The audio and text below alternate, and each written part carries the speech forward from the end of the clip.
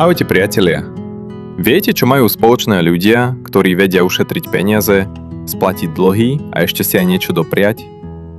Často používajú jednoduché pravidlo. Rozpočet 50, 30, 20. Ale funguje tento zahraničný koncept aj u nás na Slovensku? Poďme sa na to pozrieť. Ak ste o tom ešte nepočuli, pravidlo 50, 30, 20 je veľmi populárna metóda, ako si rozdeliť mesačný príjem. Základná myšlienka je jednoduchá.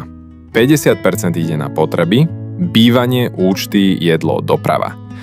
30% na želania, veci, ktoré chcete, ale nepotrebujete. 20% na úspory alebo splácanie dlhov. Znie to jednoducho, ale u nás to má svoje ale. Ako to vyzerá v praxi na Slovensku? Predstavte si priemerného Slováka s čistým príjmom 1200 eur mesačne.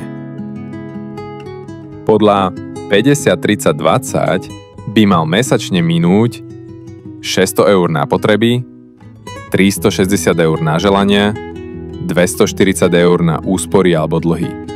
Problém? Len na jeho v Bratislave vie zhltnúť 500-700 eur. Potom energie, potraviny, cestovanie a zrazu 50% na potreby je dávno preč. Mnohí tak minú aj 70-80% iba na základné veci. Funguje to teda? Funguje, ale s úpravami. 50, 30, 20 je skôr štartovací bod. U nás je realita iná. Vysoké náklady na bývanie, nízke platy v niektorých regiónoch. Preto si mnohí prispôsobujú tento pomer. Napríklad 70-20-10, 70% na potreby, 20% na želania a len 10% na úspory. Dôležité je vedieť, koľko vám zostane a čo s tým spravíte. Aj 10% odložených pravidelne spraví veľký rozdiel. Tipy, ako ho prispôsobiť. 1. Najprv si spíšte všetky mesačné výdavky. Často zistíte, kde tečú zbytočne peniaze, napríklad predražené predplatné alebo impulzívne nákupy. Rugami. Nastavte si realistický pomer. Ak máte vysoké náklady na bývanie, uberte zo želaní, ale nenechajte úspory na nule. 3. Odkladajte peniaze hneď po výplate. Ak čakáte, čo zostane, väčšinou nezostane nič. Výzva pre diváka.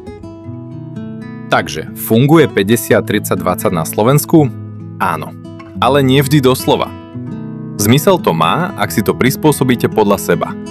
Dôležité je mať plán a disciplínu. A ako to máte vy? Používate nejaké pravidlo rozpočtu? Podelte sa so mnou v komentári. Rád si prečítam, ako to riešite vy. Ak sa vám toto video páčilo, dajte mu like, prihláste sa na odber a nezabudnite stlačiť zvonček, aby ste nezmeškali ďalšie tipy, ako mať financie pod kontrolou. Vidíme sa na budúce. Majte krásny deň a dobrý rozpočet.